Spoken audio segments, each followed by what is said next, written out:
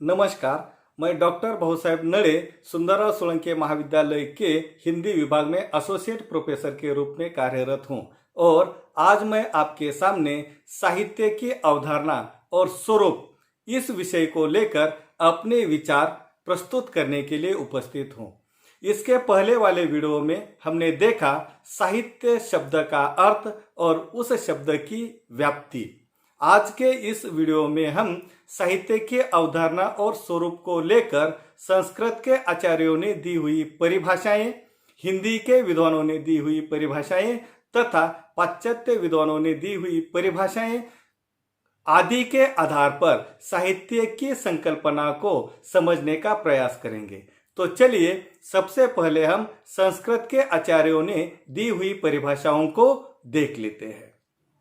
संस्कृत के आचार्यों में सबसे पहले नाम आता है भरत मुनि का। उनका प्रसिद्ध ग्रंथ रहा है नाट्यशास्त्र। उन्होंने नाट्यशास्त्र में जो परिभाषा दी है उससे नाटक के लक्षण और विशेषताएं स्पष्ट होती है।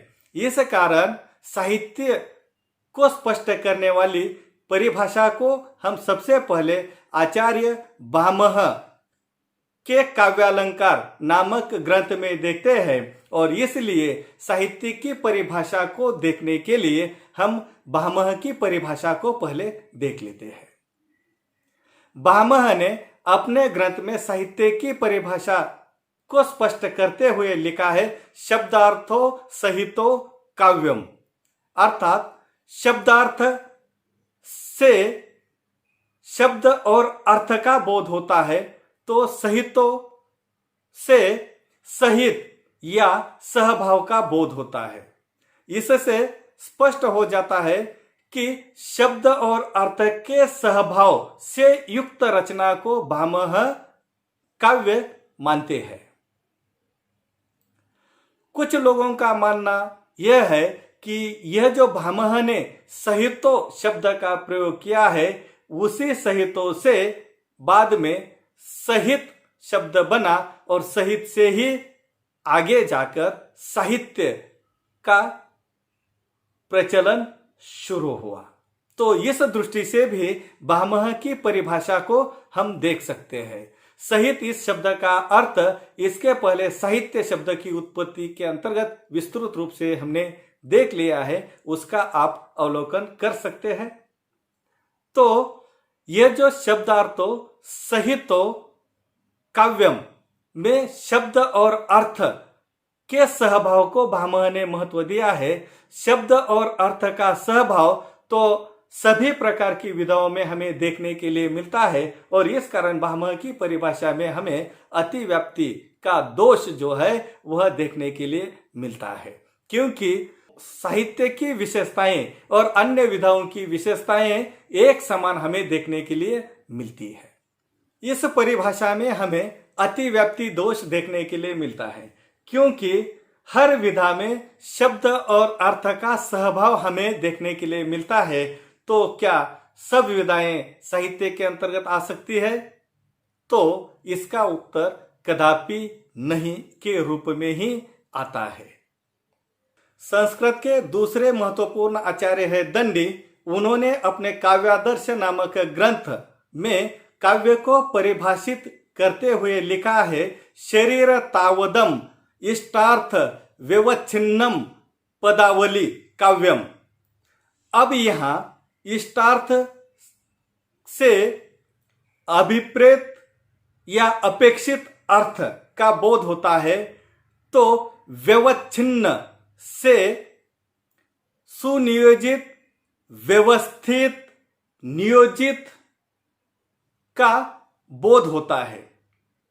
अर्थात इष्टार्थ अर्थात अभिप्रेत या अपेक्षित अर्थ का बोध कराने वाली सुनियोजित व्यवस्थित पदावली को भामह काव्य शरीर मानते हैं। अब इस परिभाषा में हमें अतिव्याप्ति का दोष मिलता है। उसका कारण यह है कि कोई भी विधा क्यों न हो, अपेक्षित या इष्ट अर्थ का बोध कराने के लिए ही लिखी जाती है। तो फिर संसार की सभी विधाओं का समावेश साहित्य के अंतर्गत हो पाएगा? तो इसका उत्तर नहीं के रूप में हमें मिलता है। दूसरी महत्वपूर्ण बात यह है कि भामह काव्य शरीर को महत्व देते हैं, शब्द और अर्थ के सहभाव को महत्वपूर्ण मानते हैं, अपेक्षित और इष्ट अर्थ को वे प्रधानता देते हैं और उसे ही काव्य का शरीर मानते हैं। काव्य शरीर की बात ठीक है, लेकिन काव्य आत्मा को लेकर वे बात नहीं करते और इस कारण काव्य की आत्मा यह महत्वपूर्ण होने के कारण यह परिभाषा हमें एकांगी भी देखने के लिए मिलती है। अगले संस्कृत के महत्वपूर्ण आचार्य है वामन। उन्होंने अपने काव्यालंकार सूत्र नामक ग्रंथ में काव्य को परिभाषित करते हुए लिखा है, रीतिरात्मा काव्यस्य विशिष्ट पदावली रीति। अर्थात वामन रीति को काव्य की आत्मा मानते हैं और विशिष्ट पदावली को रीति। अब यहां विशिष्ट पदावली जो है उसमें विशिष्ट शब्द का जो प्रयोग किया है वह अनेक अर्थ को प्रतिध्वनित करता है। विशिष्ट शब्द के रूप में भी हम ले सकते हैं, विशिष्ट अर्थ के रूप में भी हम ले सकते हैं, विशिष्ट शब्द और अर्थ के चयन के रूप में भी हम ले सकते हैं, या विशिष्ट भाव विचार और कल्पनाओं की अभिव्यक्ति को लेकर भी हम यह विशिष्टता का अर्थ लगा सकते हैं।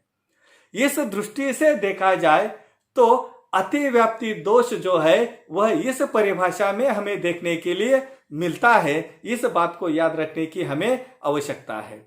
अगले संस्कृत के महत्वपूर्ण आचार्य है आचार्य विश्वनाथ। उन्होंने अपने साहित्य दर्पण नामक प्रसिद्ध ग्रंथ के अंतर्गत काव्य को परिभाषित करते हुए लिखा है, वाक्य रसात्मक काव्यम या वाक्य रसात्मक काव्यम। दोनों परिभाषाओं को अगर हम देखेंगे तो आचार्य विश्वनाथ ने रस को महत्वपूर्ण माना है, अर्थात साहित्य का उद्देश्य उनके अनुसार आनंद अनुभूति को प्राप्त करना मात्र है। लेकिन इस परिभाषा में हमें दोष यह देखने के लिए मिलता है कि साहित्य का उद्देश्य मात्र आनंद अनुभूति को प्राप्त करना नहीं है। तो साहित्य का उद्देश्य आनंद अनुभूति से परे है, तो उस उद्देश्यों की बात इस परिभाषा में हमें देखने के लिए नहीं मिलती। साथ ही मनुष्य के अंदर जो स्थायी भाव है उन स्थायी भावों को उद्दीप्त करने के बाद जो अनुभूति होती है उसे हम रसानुभूति कहते हैं। उस रसानुभूति को प्राप्त करना ही केवल साहित्य का उद्देश्य नहीं है। तो इससे परे जो उद्देश्य है उस उद्देश्यों की बात इस परिभाषा में हमें देखने के लिए नहीं मिलती। अगले संस्कृत के महत्वपूर्ण आचार्य है मम्मट। उन्होंने अपने काव्य प्रकाश नामक ग्रंथ में काव्य को परिभाषित करते हुए लिखा है, तददोषों शब्दार्थों सगुणावलंकृति पुनः कॉपी। अब तददोषों का आशय है दोष से मुक्त, शब्दार्थों का आशय है शब्द और अर्थ के साथ, सगुणावलंकृति अर्थात गुण और अलंकारों के साथ या गुण और अलंकारों से युक्त। इस दृष्टि से अगर देखा जाए तो इस परिभाषा का अर्थ यह निकलता है, दोष मुक्त गुण और अलंकारों से युक्त शब्द और अर्थ वाली रचना को मम्मट काव्य के रूप में स्वीकारते हैं। अब यहां हमें आचार्य मम्मट की परिभाषा साहित्यिक लक्षणों के करीब देखने के लिए मिलती है, या साहित्य के जो तत्व दिखाई देते हैं, उन तत्वों का समावेश इस परिभाषा के अंतर्गत होता हुआ हमें देखने के लिए मिलता है। और इस कारण मोहम्मद की परिभाषा साहित्य की परिभाषा के करीब जाती हुई हमें देखने के लिए मिलती है। और इस दृष्टि से आचार्य मोहम्मद की परिभाषा महत्वपूर्ण है। अगले संस्कृत के महत्वपूर्ण आचार्य है पंडित जगन्नाथ। उन्होंने अपने रस गंगाधर नामक ग्रंथ में काव्य को परिभाषित करते हुए लिखा है, रमणीय अर्थ प्रतिपादक शब्द काव्यम, अर्थात रमणीय अर्थ की अभिव्यक्ति करने वाले शब्द विधान को वे काव्य के रूप में स्वीकारते हैं। अब यहां रमणीय ये जो शब्द प्रयुक्त किया गया है, उससे कई अर्थ प्रतिध्वनित होते हुए हमें देखने के लिए मिलती है। जैसे कि रमणीय से मोहकता का भी अर्थबोध होता है, रमणीय से आनंदानुभूति का भी बोध होता है, रमणीय से चमत्कारिकता का भी बोध होता हुआ हमें देखने के लिए मिलता है। तो इन सभी आशय को अपने अंदर समेटकर या इन सभी आशय को अपने अंदर समेटने वाले शब्द और अर्थ से युक्त रचना को वे काव्य मानते हैं। इस परिभाषा में हमें एक दोष देखने के लिए मिलता है, वह यह है कि केवल रमणीय अर्थ का बोध कराना यह साहित्य का उद्देश्य नहीं है, केवल आनंद अनुभूति की प्राप्ति करना यह भी साहित्य का उद्देश्य नहीं है, या केवल चमत्कारों को पैदा करना यह भी साहित्य का उद्देश्य नहीं है। हाँ, पाठक या श्रोता में जिज्ञासा उत्पन्न करने के लिए, चौंकाने के लिए या आनंद अनुभूति देने के लिए कम अधिक मात्रा में इसका प्रयोग होता है, नहीं ऐसा नहीं है, लेकिन यही साहित्य का उद्देश्य है, यह कदापि हमें देखने के लिए नहीं मिलता। यह पंडित जगन्नाथ की परिभाषा में हमें दोष देखने के लिए मिलता है।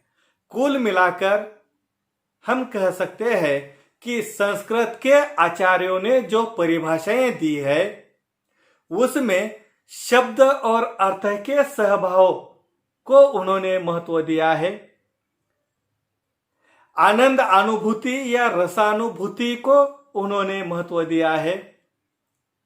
साथ ही सहभाव को भी उन्होंने महत्व दिया है। और इन सभी को केंद्र में रखते हुए काव्य की परिभाषाएं देने का उन्होंने प्रयास किया है।